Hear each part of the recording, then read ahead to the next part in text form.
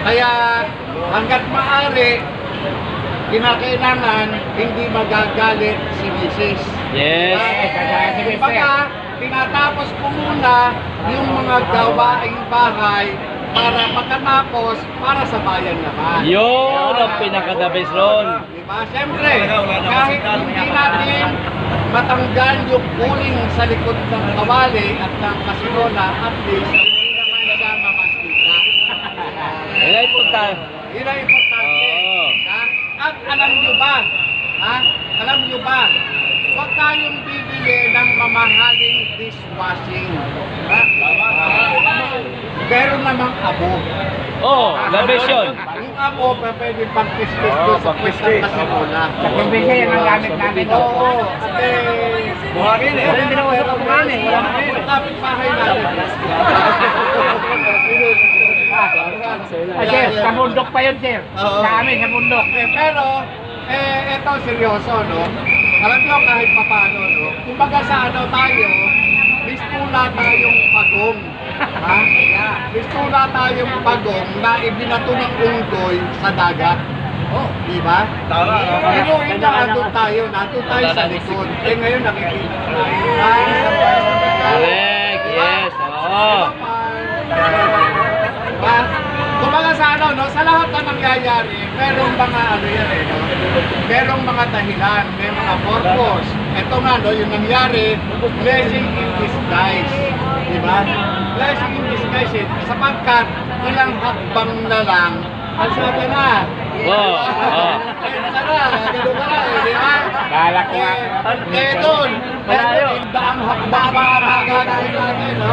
Pero, hindi naman natin ilalagay, ha, sa kapahamakan yung buhay ng ating mga kababayan. Diba? Pansamantala, dito muna tayo. Ha? Bukas na siguro tayo punta ng Malacanang. Hala! Diba? Gusto mo ba yun? Yes! Gusto mo ba yun? Yes! At, ang pangako ni Kati Binag, narinig nyo naman kagad. Siyempre. Ano ang pangako ni Kati Binag? Hamburger! Hamburger. Cheeseburger, di ba? At pansamantala, hanggat wala si Kati Binag, si Princess Maui muna. Ayan na! Maui! Maui! Maui! Maui! Pero, kayo ba ay kumakain ng special na hamburger? Siyempre naman. Paano yung kumakain doon? Special na hamburger na yun, tinapay lang yun.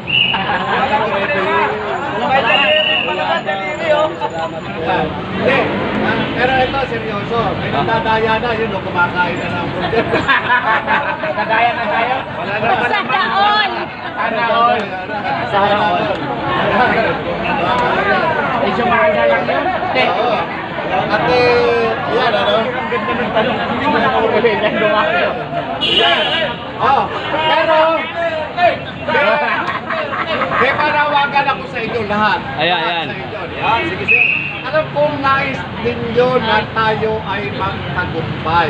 Totoo yan! Totoo yan! At inibintang sa atin na tayo ay nagpapayag ng mga hakot. Ay, no? Diba? Naku po! Ako po! Ito bang mga binibintang kayo ba? Kayo, tinatanong ko kayo. Binayaran ba kayo ng 500? Ay, sabi ko nga! At saka hindi ako tatanggap po Sir yun. JM! Ako. Sir JM! Ako, ang bayad sa akin, 600. Aba, lugi kami! Ano ba yan? Sabi, 200 lang! Ito ganito, no? Ito ganito. Di ba? Kung mahal natin ang ating bansa at gusto natin na tayo ay magtagumpay, meron po tayong formula. Yan, okay. Ang formula po natin, bring a friend. Yan, ha? Yun. Ano po yung bring a friend na po na to? Halimbawa, isa tayo, isa ako. Dadalhin ko yung shota ko. Dadalhin ko yung kabit ko. Ako po! Dadalhin ko yung biyenan ko.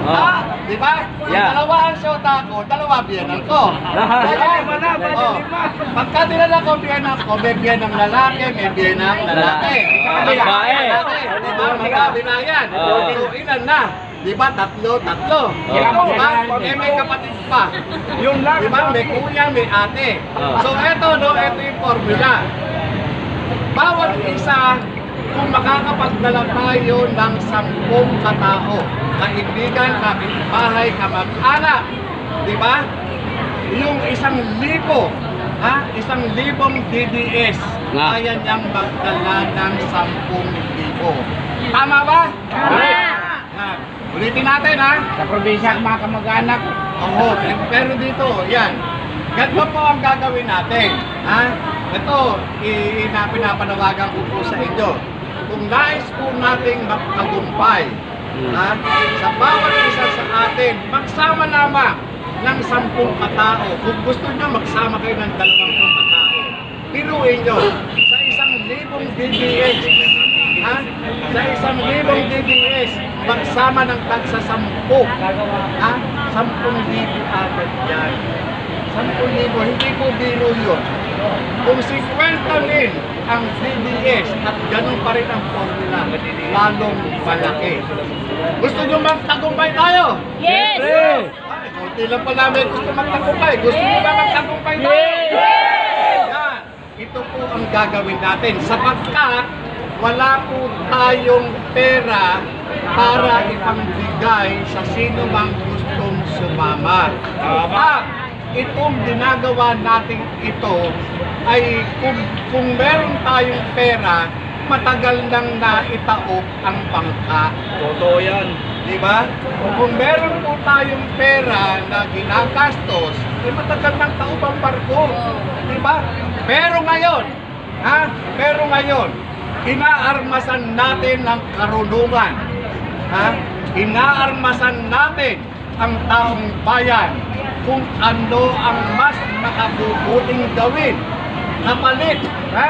Kapalit ng marahas na pamamaraan, hindi po tayo doon, ha? Ang gusto po natin, mapayapang paraan ng pagbabago.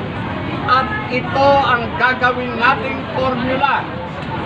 Magsasama po tayo ng tagsa-10 katao. Kung kaya natin sumagsama ng mas higit pa sa 10 katao, ay mas mapapadali po ang biyahe papunta ng Palacio de Polvoron. Yan.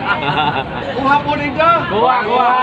Wala po tayong hinahangad na ipaksak ang sino man. Wala po tayong hinahangad na ipaksak ang gobyerno. Ang hinahangad lamang po natin, mapayapang paraan ng pagbabago. Yun po, ha, malinaw. Bawat isa sa atin, mula sa araw na ito, kung pwede po tayong magtawag ng ating mga mahal sa buhay, pwede po tayong magtawag ng ating mga kaibigan, pwede tayong magtawag ng ating mga kapitbahay. Halina, sumama na kayo para sa ating bansa. Diba? Tama na! Sobra na! Diba? Tama na! Sobra na.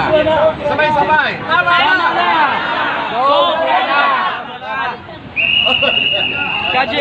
Sir GM, manawagan tayo kay Sir Jimmy Bondok, yung pangako niya kagabi na may alam nyo, sound eto, system. No, ate, nananawagan tayo kay Sir Jimmy Bondok, sana po wag na ako ang pakintahan niyo.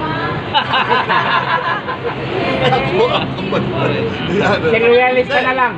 Naku po, pero siguro mas makabubuti, no? Para at least pampagana. Isang bagsak, bayan ko. Yan. 1, 2, 3. Sandali, ha? Okay. Ang bayan kong Pilipinas. 1, 2, 3.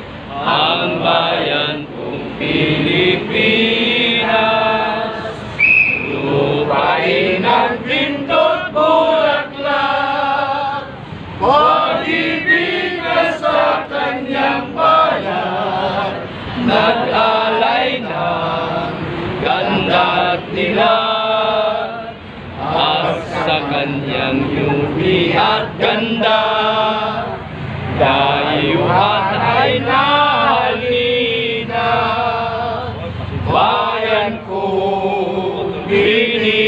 ka, nasaklap sa dusa. Itaas ha. Ibon mang may dayang lumipad, kulungin mo at umiiyak. Bayan pa kayang sakdal nila, ang di magdasang makaalpas. Pilipinas kong minumutya, hugad ng luha at dalita, aking adhika, makita kang sakdal.